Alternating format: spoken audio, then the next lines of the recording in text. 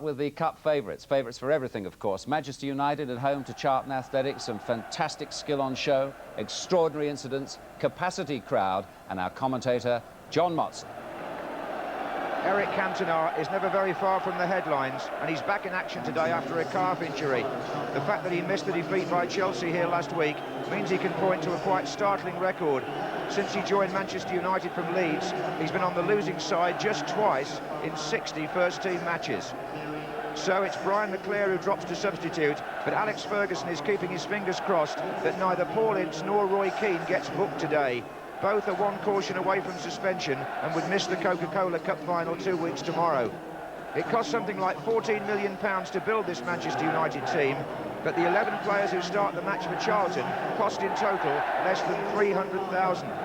Left-back Scott Minto, who could fetch 3 times that figure if he was sold, is the only survivor from Charlton's last visit to Old Trafford, their last game in the old First Division when they were relegated in 1990. And the 10,000 Charlton fans here today remember that day well. They were so sympathetically treated by the Manchester United supporters that they made a special presentation to them before the kick-off this afternoon. And those 10,000 Charlton tickets were all sold in a day. The club's marketing manager, Steve Dixon, tells us they could have sold 20,000 tickets for a cup tie that this club that nearly went out of business has so much to look forward to playing.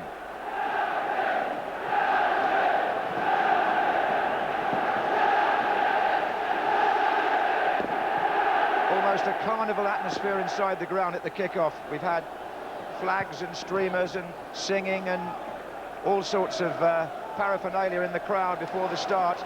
A few Charlton fans, perhaps from days gone by, might have brought their old rattles out of storage today, because it's many, many years since they experienced this. 1947, the year that Charlton won the Cup, was the last time that they got to the 6th round. They're playing in white shirts, black shorts, and defending the Stretford End, as it's still called, where the new stand is. And Leaburn, the big striker, carries a lot of responsibility today. He's got to put himself around and try and test Bruce and Pallister. And my goodness, Schmeichel's lost out to Grant, and here is Leaburn. And what on earth went on there?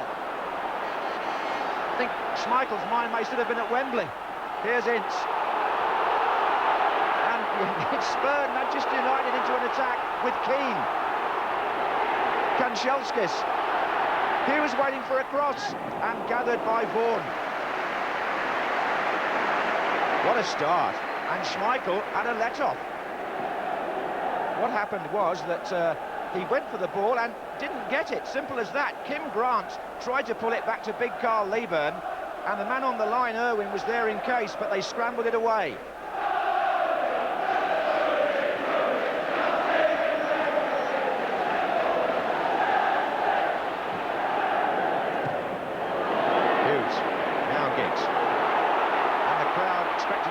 As Giggs gets the ball for the first time. Outside him is Irwin. He didn't need it. It's still Giggs. He needs Irwin now.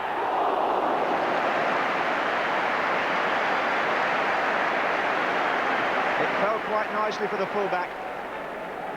But John Vaughan from Giggs' setup there.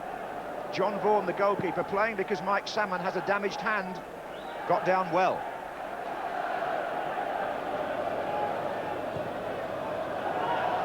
Pitcher, Giggs. It's a good tackle by Ince. Giggs gets it into Cantona, and Balmer, the covering defender. A corner.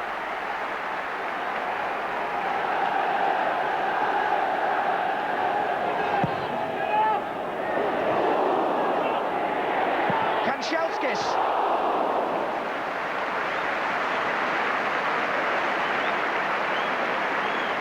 They can sit down again now. Shot that flies through the crowd. In fact, the corner didn't really find its destination, but the shot nearly did. Well, he seems to be in a good frame of mind today, Alex Ferguson. Here's Cantona. Hughes.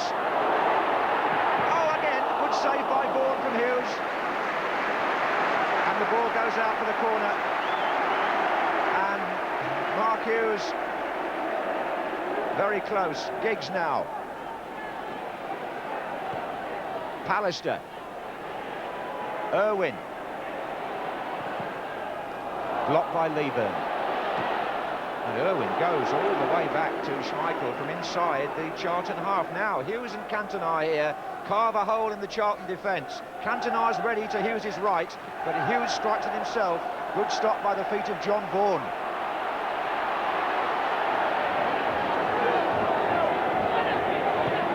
Cantona. Hughes. Cantona. But Charlton, oh, he's away. Hughes is to his right. But the cover was on. Scott Minto saw the danger. Irwin. Cantona. Oh, he spread it well. Parker. And Hughes is finding some space here. Ince.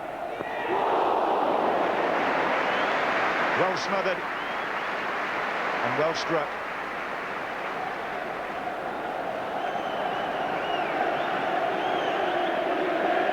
Packed crowd here, and we all know about the wisdom of the Taylor report and the seating. Newsstands being built all over the country, but certain football grounds are just not big enough now for the number of people who want to see the game. Alex Ferguson saying to me earlier this week that for some matches now at Old Trafford, you could almost guarantee a 70,000 crowd. Well, it was number 10 on number 10, and Alan McLeary feels aggrieved by that decision. Mark Hughes has won the free kick, and there's nothing Charlton can do about it now apart from pull everybody back behind the ball, because Manchester United have got so many magicians who work tricks from this sort of stage.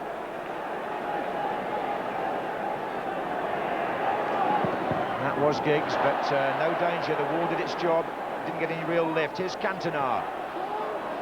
McLeary was stretching. Kanchelskis goes in, and he's in again. Appeals for handball. Steve Bruce was convinced. Referee Hart points for a corner.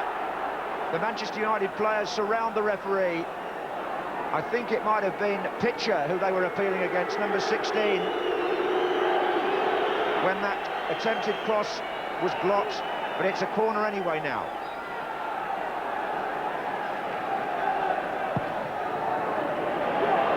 Oh, and the goalkeeper, there's a bit of a breeze out there, and John Vaughan didn't quite judge that. He's also pointing to the cut-up goal mouth there. But there was a moment then when they thought there might have been a penalty, Manchester. Well, no, I think it hit the player. I'm not sure you can say that would have been intentional handball. That's Steve Gritt, half of the Charlton management team. And the FA Cup favourites are being made to work very, very hard. But here's Giggs, and that'll be a corner. Charlton are forcing the treble chasers to play at their best. They've got plenty of players forward here, United. Pallister's on his way up now. Oh, and back heel in the end. It was Mark Hughes with the first effort, then Paul Ince. And somebody's been penalised in there. Hughes is cross with the decision by the referee. Well, it all came from the corner. And the man to watch for, first of all, is Mark Hughes. He gets the header in. Was Ince offside there, I wonder? Anyway, he got hold of the ball, and his back heel, well, it went off the goalkeeper, so they were appealing for a corner, but Mr. Hart gave, I think, an offside decision against Paul Ince. There. Forward by Pardew. This is Grant who beat Bruce. Oh, look where Schmeichel is, and Kim Grant. Well, what was it, a handball by the goalkeeper? Now, what does the referee do? Schmeichel was miles out. What were you doing there, Bruce is saying. But wait a minute, does the referee see that as a handling offence by the goalkeeper, or will Schmeichel claim it was his chest? What he was doing there is another issue entirely, and look at this. There's a serious danger that the Manchester United goalkeeper must be sent off the field, and is. Sensation here at Old Trafford. Peter Schmeichel is ordered off. Alex Alex Ferguson will have to get Sealey on and take off another player, I think. Well, what drama in this cup tie. In extra time at the end of the first half, Schmeichel is dismissed. He didn't even wait to see the card. Bruce is furious. And the crowd are applauding Schmeichel off. But Alex Ferguson has to think what to do. Sealey must surely come on. Robson talking to Schmeichel as he leaves the field. But Sealey will have to keep go. And they will have to remove an outfield player to make way for him because they've got to play with 10. This is one of the absurd things about the law, is even if you lose your goalkeeper, whether you think that's right or wrong, it doesn't matter, you can bring another one on. There's a real committee meeting going on down there with Brian Kidd and Paul Parker. Somebody's got to be sacrificed. Paul Parker. Nothing that he's done wrong, but because of the sending off, somebody has to go. And it's Parker off and Sealey on.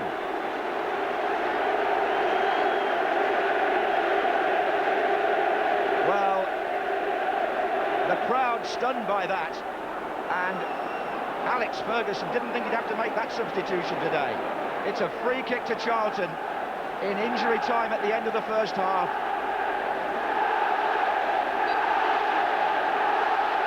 The ground is in uproar. Robson. And cleared or half cleared by Ince. This is Brown. Oh, free kick surely, and now frustration creeps in. Pallister. It's a free kick to Charlton. Brown, the right... No, he won't have time to take it. The whistle goes to a cacophony of booing.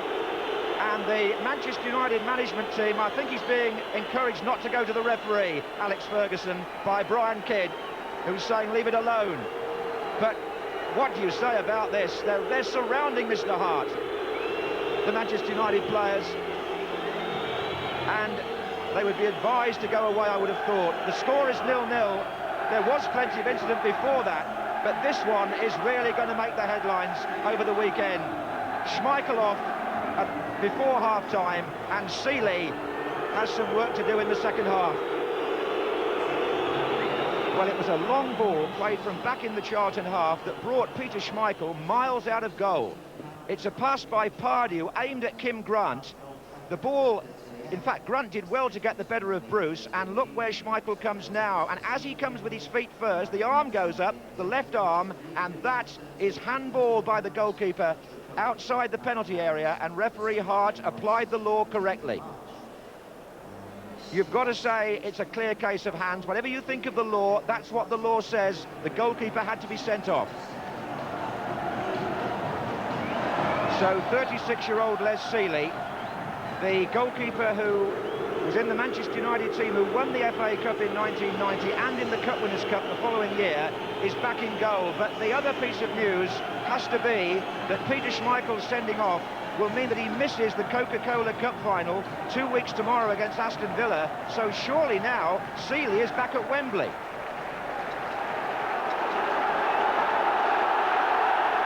Well, referee Robbie Hart, certainly in my view, applied the law correctly, whatever in the heat of the moment other people may have thought. And Manchester United start the second half with this cup tie still well balanced. But remember, they only have 10 men now, and Roy Keane will have to play right back. And a chance first off for Cantona. Well, the temperature was high at the start of this match. It's even higher now. And Pallister has gone up to the near post. Bruce is further over. Hughes! What a save! Hughes! Goal! It's Mark Hughes. And Manchester United, having played for less than a minute with 10 men, have taken the lead. From the corner, John Vaughan, first off from Hughes, made a fantastic save, but Hughes lashed the rebound in, and Charlton concede only their second goal of the FA Cup, and the 10 men have taken the lead. Good save by Vaughan, the first one, but how did Hughes squeeze that in? It might have just clipped McLeary.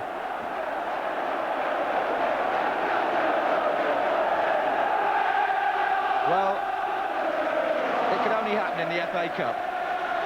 Excitement like this, surely. Header was by Brown. Robson for Charlton. Oh, what a chance for Leaburn! And he couldn't quite scramble the other side of Mark Hughes, who was in there defending. There was a half chance there for Charlton. Oh, something of a hectic afternoon for all concerned. Irwin again. Finds Giggs. Oh, look at that. This is Ince. Kanchelskis. They've got Cantona free on this side. Hughes first, though. Hughes is cross. Ince hits the bar. Kanchelskis. No. Giggs wins it back. Ince is still in there. What a week he's having. Well, it could have been 2-0 here. It was a good move, and Hughes' cross, lovely flying header by Ince, came back off the bar.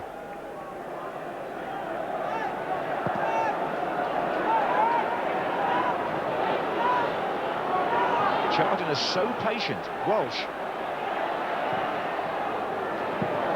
And it might pay off for Mark Robson. Oh, they're appealing for hands. Well, there was one like that in the first half at that end. This time, Robson is convinced that Keane handled the ball.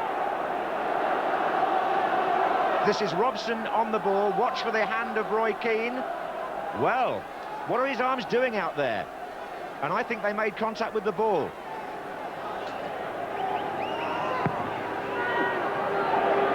Oh, and the man who missed the volley was Pardew, I think.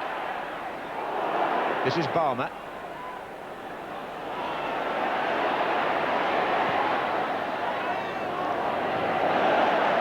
Straight forward. You can't take your eyes off this game for a second. There's something happening all the time. It's Kanchelskis now. Giggs to his left, so is Cantona. Can he pick one of them out? Should he pick one of them out? No, he shouldn't. Kanchelskis makes it 2-0. It came off the goalkeeper, but it may well have put Manchester United into the semi-finals of the FA Cup. Giggs and Cantona, who were both available, go to congratulate the man who went alone.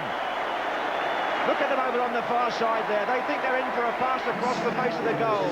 But Kanchelskis has other ideas. He has room outside the defender, and the goalkeeper perhaps won't be too thrilled with the way it came off him. But with 19 minutes to go, Andrei Kanchelskis may have put this sixth round FA Cup tie out of the reach of Ensley League Charlton Athletic. It will take a storming comeback now to turn this round, even though Charlton have an extra man. Here's Ince. But they're in full cry, Manchester United now. Hughes. And it's Hughes! Great save by Vaughan. Hughes! No! And the others in the middle are saying, we were there again. Hughes. Well, the crowd have got so much to discuss here, but would Charlton have got level, or should they have had a penalty opportunity to get level before the second United goal? Robson on the ball, watch Keane coming in behind him. Arms out, and one of them made contact with the ball. Now, you may say that isn't intentional hands, but somebody might say, what are his arms doing up?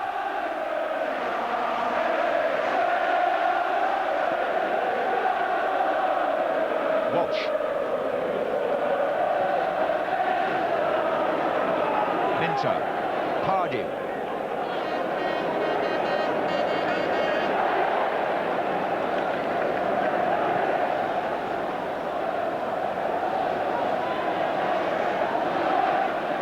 Brown. Ince has had some match. Cantona and Giggs are there again. And Kanchelskis through the middle, onside, put there by Giggs. And Kanchelskis goes around John Vaughan, and it's 3-0, and it's all over now.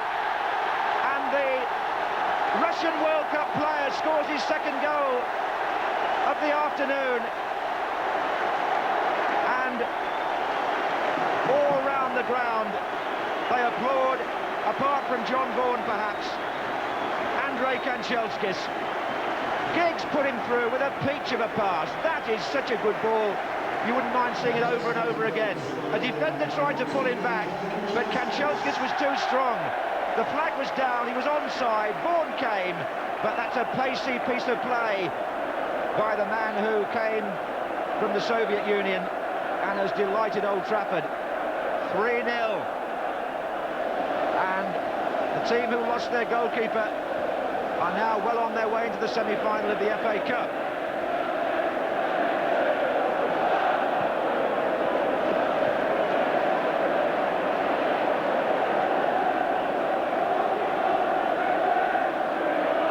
Well, what was it? 1-0 against Sheffield United, 2-0 against Norwich, 3-0 the round after at Wimbledon. Is it going to be 4 today? Or can Charlton get back into it here? Robson, good run, flipped on, and the header by Leaburn, it's in! They have come back. Sealey beaten, and Carl Leaburn gives the Charlton hordes at the other end something to cheer about. It's Mark Robson with the run, and Leaburn's header is perfect. Well, that's where Leaburn is dangerous, and he planted it in well.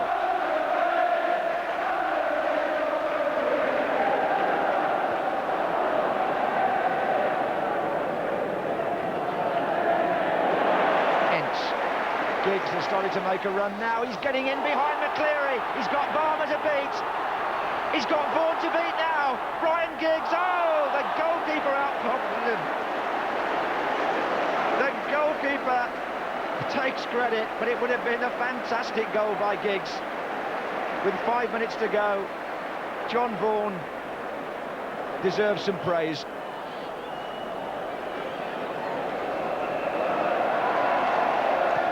Manchester United are through to the semi-final of the FA Cup. The treble is still a possibility. Andrei Kanchelskis scored twice in a storming second half after the goalkeeper had been sent off right on half-time. And I suppose the gratification for victory today will be tempered somewhat by the suspension coming up of Schmeichel. But Les Sealey did well enough, and the 10 men finished 3-1 winners. The other goal scored by Hughes, who played midfield really in the second half. Some lovely touches from Cantona and Giggs, and also a workmanlike and controlled contribution to the day by Charlton, who acknowledged their supporters. It was some occasion, and it left the crowd with plenty to talk about. Final score, Manchester United 3, Charlton 1. I have to ask you first of all then about the incident which led to Schmeichel being sent off. Well, I think everyone wants to see it in television. I mean, the referee is going to be really embarrassed with his performance, really embarrassed. And the boy misses a cup final because of it, which is really ridiculous. But what can you do? Well, the law says that if you handle the ball intentionally outside the area, box area, you're off. But as far as I recall, I went for the ball with my feet, and I never went for the ball with my hands. So I thought it was a ridiculous decision.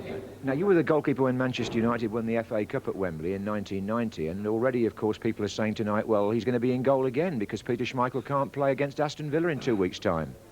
I don't know about that, because the size of this club, I mean, there's so many goalkeepers here that you might end up making a tea. You know, I mean, it can happen here, believe me. Don't know, if he picks me, then I've got to do my best. That's all I can do. I mean, I'm on a loser, really, aren't I? Because if they win, everyone says, I told you so. And if they lose, they say it's down to Sealey. After half-time, we gave a great performance, really, and we've missed even a few chances to make it even more convincing. I mean, the team adjusted pretty quickly to being a man short. Well, I think half-time come for us well, and we were able to sit everybody down and calm a few tempers as it was, because after all it's a quarter-final of a cup tie, so there's a bit of emotion running there, and that sat us down, and we planned that, well, with Keane will slot in there, and we put Hughes in midfield, and Hughes was magnificent, wasn't he? Right, referee embarrassed, Trevor. What was Peter Schmeichel doing that far out of his goal in the first place? Well, he just a rush of blood, wasn't it? From my point of view, I think it was a total misjudgment.